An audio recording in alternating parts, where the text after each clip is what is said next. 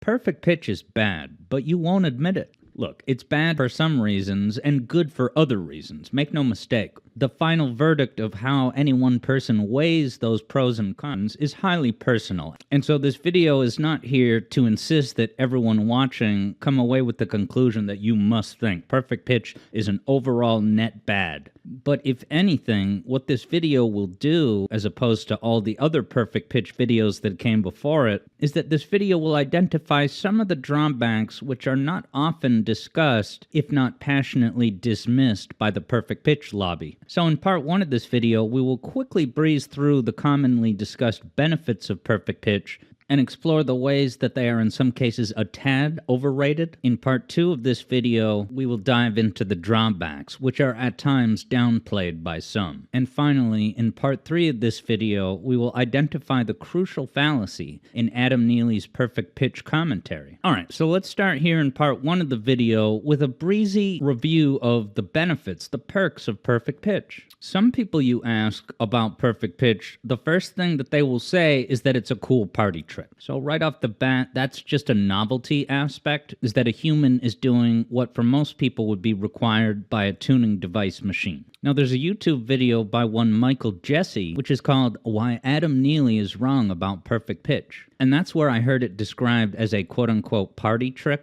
and also the convenience, the instant follow-through, one less step to have to do. Michael Jesse says that because he has perfect pitch, the process of tuning the instruments in classes that he teaches is a lot more streamlined and quick. And it's like, sure, that might be convenient in the moment, but shouldn't you just be teaching your own students how to tune their own instruments? Why are they relying on an instructor, never mind an instructor who has perfect pitch? Michael Jesse also mentions the convenience of perfect pitch because it helps when you're under a deadline. What, because he's procrastinated his homework to the night before it's due, and he says perfect pitch is worth it because I can get my work done a little bit more quickly when I'm under the gun and under a deadline? So each of these examples of the utility of perfect pitch could be explained using the helpful metaphor of a calculator. It's like you have a calculator built into your body that can instantly calculate addition, subtraction, multiplication, right? Saving you the step of having to reach for your calculator.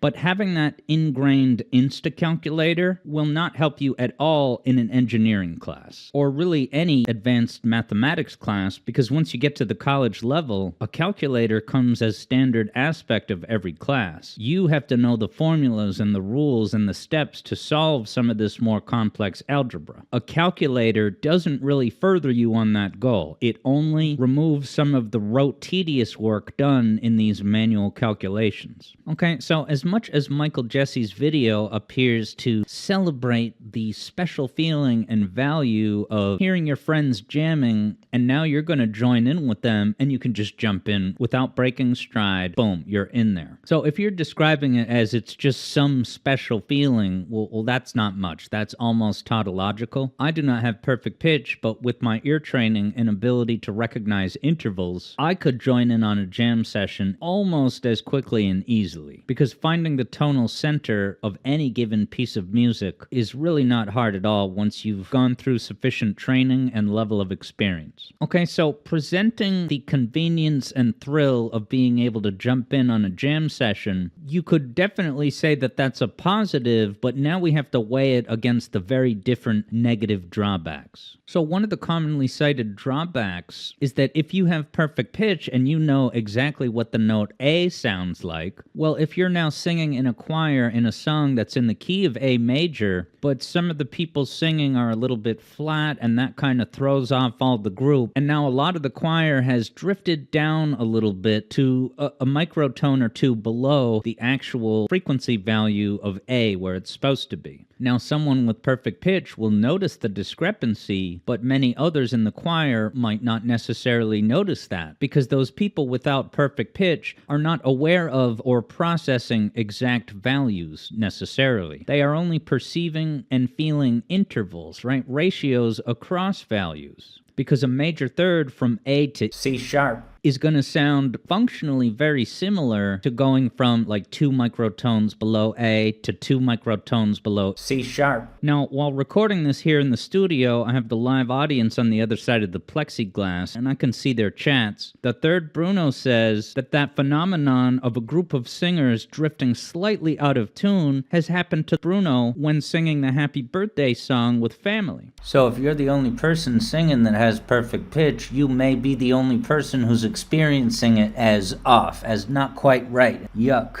And so this drawback is not in itself something that would sway things one way or the other, but it is a burden in the sense that ignorance is bliss. And I don't mean that to say like everyone should not have perfect pitch. That's what true bliss is. But it's kind of like, you know, Tim Rogers, the video game reviewer, he's like one of the most smartest, articulate dudes you could ever come across in the commentary arena. But due to his absurdly vast and encyclopedic knowledge of everything ever, you listen to him talk about stuff, and it's almost nearly impossible for him to just sit there and enjoy something. He's constantly involuntarily critiquing it, putting it in context with everything that came before it. I say that half in jest, but it's the kind of thing that the more you learn about your craft, losing the forest for the trees, the less immersed you can get in the here and now when consuming a piece of art, to put it in romantic terms. And so it's not a direct metaphor to perfect pitch, but the idea is having the involuntary recognition of specific values of notes will call to your attention those times when things are off. And look, if the choir is slightly flat, if they're off, well, the fact that you're detecting that you're actually slightly below the pitch A, in a way that's valuable, because you can say, hey guys, stop, we're flat, we can't be doing this, right? The goal is to sing on key, no question. And having perfect pitch is a way to detect that. But if you're singing Happy Birthday with your family, or you're participating in a choir where the choir director seems to not care about that kind of thing, well, now you are going to feel lonely in your discomfort, in your very justified unease. So the question then becomes, does this extra information that perfect pitch people can detect and perceive, does that enrich the musical experience? And when you use kind of an abstract philosophical term like enrich, things get tricky. Now, Adam Neely would say that this extra data point adds to the experience of listening to music, that it adds another layer, and by extension, that means enrichment. So I'm going to now push back on that today by saying more information is not necessarily enrichment. And that's because in the case of perfect pitch, being able to identify, oh, that note is G flat, that is information with zero utility. The only utility that will ever get you are those quick little rote tasks like tuning your guitar or noticing that the choir is out of tune. And that's because any given listener does not need to know the pitch value, the name of the note. They are only able to detect and are concerned with the relative ratios. From C to E is a major third, and it sounds happy in a great many contexts to a lot of people. One does not need to identify the names or pitches of those notes as C and E in order to feel that major third relationship, which sounds distinctively upbeat, cheery to a great many people. And so knowing the exact value of the pitch as corresponding to a letter of the alphabet A through G, having that increased amount of info doesn't automatically mean it's good, because in a way it's interference with no utility. It is occupying processing power in your brain in the moment, and you're not getting anything for that processing power. Once you've started playing along to a song, you don't need to constantly check, no, what's the exact pitch, right? You know what the tonic is, and everything you do is defined in relative relation to that. So if I play a singular note on the piano like this,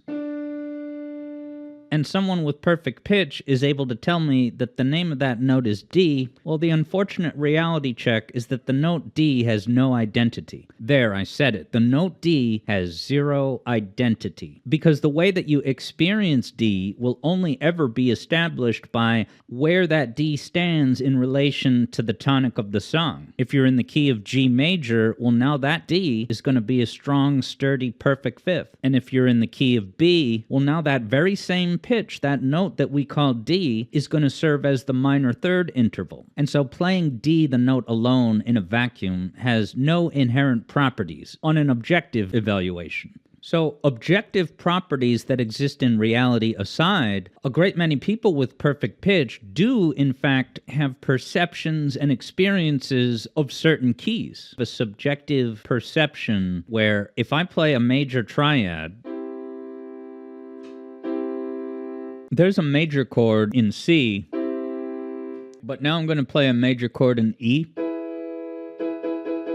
Right, and playing them back to back, they sound different, but they're both major triads. You could play a major chord anywhere on the piano, and as long as it's that major chord shape, it's going to function the same within my ears. Whereas for Bruno, and I think this is true for a lot of people with perfect pitch, not all major chords are built equally. Not all major chords have the same effect. So, totally separate from objective properties of notes or intervals that exist in reality, a lot of people with perfect pitch nonetheless have subjective perceptions and experiences of specific pitches.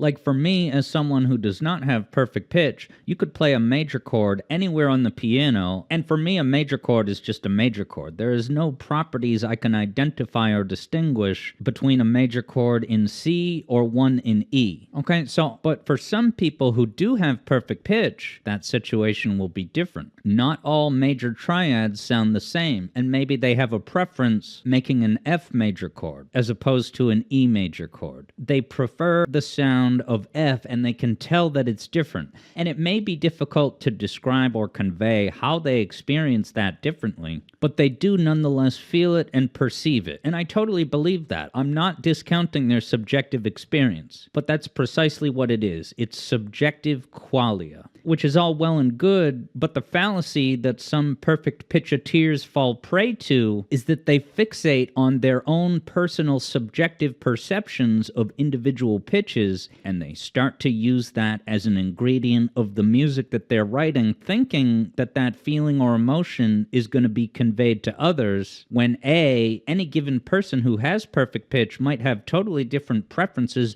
and perceptions about what specific pitches sound like, and then there's the 90% of the planet or so that doesn't even have perfect pitch, so it's all going to be a wash to them. So, for a composer to hyperfixate on their own subjective perceptions of individual pitches as if that is somehow enriching or enhancing the experience to be delivered to others through the music they're writing is misguided and self-congratulatory. In the studio audience, EB says, do you think it's wrong to want to make a song that allows a person to express that personal connection? Well, let me put it this way. If a person had a personal connection to the E major triad, anyone listening to the music would have no way of knowing that. So if that composer needs to email you a pamphlet to say, when you listen to this song, understand that an E major triad is really important to me and I have a subjective experience with it that's unique, well, suddenly you're not talking about music anymore. You're talking about a mixed media project where you have to do all this reading and background to even make sense of the audio music that you're going to hear. Everything should live in the audio. A piece of music should not require reading a prequel comic first. Bruno in the studio audience believes that people's perception of keys depend on past songs you've heard in the same key. Perhaps perfect pitch allows these people to form these connections, and that's a fascinating layer to this because that introduces the idea of nature versus nurture. Your preferences for a certain pitch value, if you grew up listening to certain genres, could be X or Y depending on the particulars of your upbringing. And dude, I took a music theory class a few years ago, and that music theory professor said all sorts of misguided things that I was quick to push back on. He's sitting there at his piano and he plays a major chord in B flat major, and he's like, yeah, major chords, they just sound really good to me on B flat. Doesn't that sound nice, right? He's now opening it up to the class. Doesn't that B flat major triad sound nice? And it's like, time out, sugar. For me and a great many listeners, that's just a major triad. The fact that it's built on B flat specifically is an arbitrary, unimportant detail. And when I called the professor out on this to say that, hey, any perceptions you have about this particular triad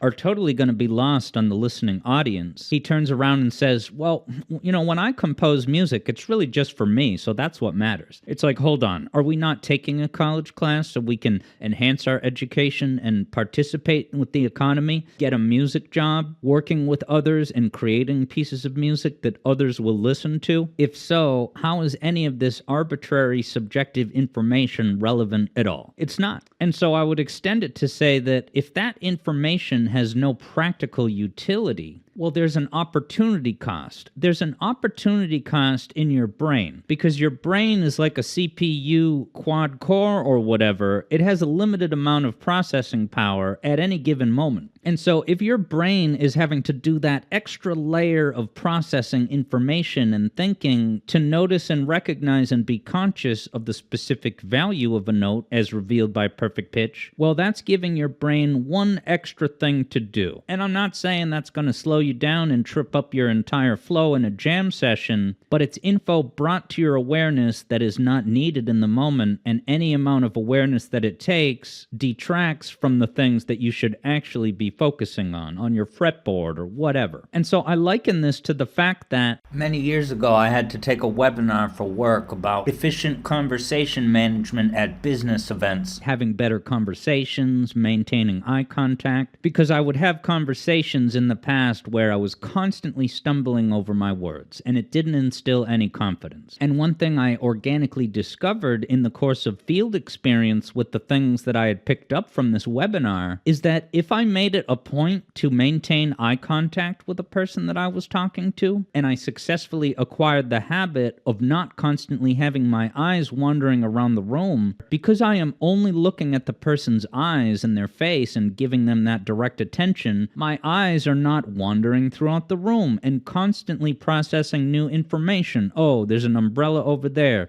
There's a door that's opening over here. Because I am pushing that unnecessary data that has no utility out of my awareness, well, now I have even more brain processing power freed up to focus on delivering the words that I am trying to say without losing my place or stumbling over my words and losing confidence in a way that snowballs the success of the entire conversation into a dead end. And I'm also curious, for anyone with perfect pitch, let me know in the comments whether the letters that we have assigned to specific pitch values in any way alters your perception of them. Like when you look at the note A and then you walk up the scale A, B, C, D, E, F, G, right? When you think about the note G, are you experiencing or perceiving at all as, oh, G, that's the last note of the alphabet set of numbers? Because that information is arbitrary and misleading. The Council of Music Theoreticians one year decided, okay, we're picking this exact pitch to be A,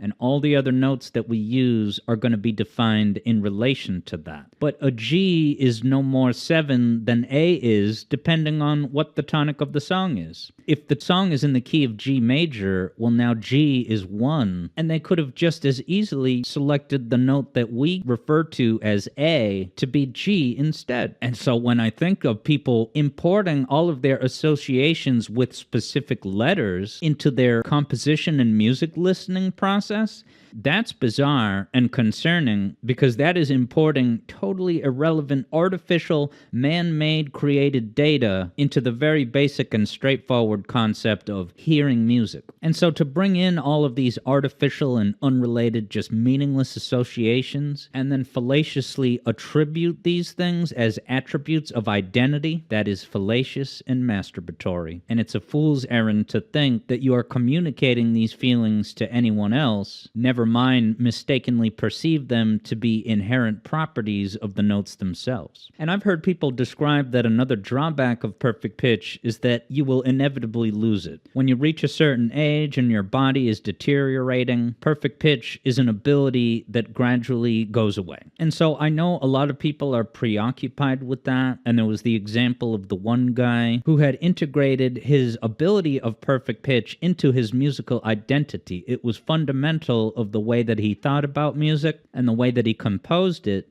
And so when his body deteriorated enough that he lost the perfect pitch ability, he had an existential crisis. And I'm going to say right now that that person deserved that existential crisis because they should not have invested so much of their attention and identity into what is essentially a cool kid's party trick with a calculator. So I think the idea that people that have or learned perfect pitch will one day lose the ability raises the philosophical question of, oh, what is it supposed to be? What is the natural order of things? And we can remove any mystery around that starting right now, which is the fact that the average human lifespan for millennia was about 25 to 35 years old. That was the default length of a human life. And then we had the abrupt revolution in scientific medicine, and it was just a few hundred years ago that, wow, and suddenly everyone's lifespan is doubled. Like living to 70 is kind of the new default. So those latter 35 years where your body is deteriorating, everything you used to do easily is now a laborious effort, that is all highly emergent, unplanned gameplay. And so the idea that you would lose your perfect pitch in those emergent, unplanned bonus years, I would just say, don't fret about that, guys. Don't read into it. We're all living out a highly unnatural human experiment in our time. So just let some pressure off of yourself. You're off the hook. Don't worry about losing perfect pitch. Those are all emergent gameplay bonus years. Alright, so now we've arrived at the final concludatory portion of this video, where I'm not going to tell you whether looking at all these pros and cons should lead you to conclude that it's an overall net positive or net negative, but I'm going to use this opportunity here on this podium to sentence Adam Neely. Adam Neely, I sentence you to acknowledging that more info, such as being able to identify the pitch of the note naturally through perfect pitch, does not automatically mean it's better or more rich of a musical perception experience. More information does not at all mean better or more enriched. There's so much data about everything we look at and smell. There's so much we can't perceive about string theory and all this other stuff. And if we had this overload of extra data that has no practical utility, part of what the human mind has evolved to become is a sentient being that can perceive enough to function in everyday life while filtering out some of that excess noise, distinguishing signal from noise, filtering out things that may exist in reality, such as the precise pitch of a note, but offer no practical utility and at the opportunity cost of your limited brain processing power at any given moment. Okay, now this entire video is essentially just a mild warm-up to a video debunking Adam Neely's commentary on synesthesia. So everything that we talked about today about unhelpful arbitrary data information is going to rise to a whole new level when we not just do that, but import totally arbitrary info from totally separate disciplines, such as the letters of the alphabet corresponding to a color. That one's going to be interesting. I look forward to it. You should too. I don't have perfect pitch, and all of this is the reason that if a magical fairy appeared at night and offered me the opportunity to acquire perfect pitch, I would politely decline, so as to free up the brain processing power necessary to focus on crafting compositions whose intent and emotional experience will be received and perceived by the listeners. So thank you for listening, everybody. If there's something I got wrong, if I didn't connect some important dots, please let me know. If you think some or all of what I discussed today makes sense and it's validating and cathartic, also let me know in the comments. Let's spread the word, encouraging critical thinking and saving an upcoming generation of composers from wasting their time chasing these misleading, non-substantive leads down alleyways that are a dead end, that result in no actual musical communication or conveyance of an experience. Good night, everybody.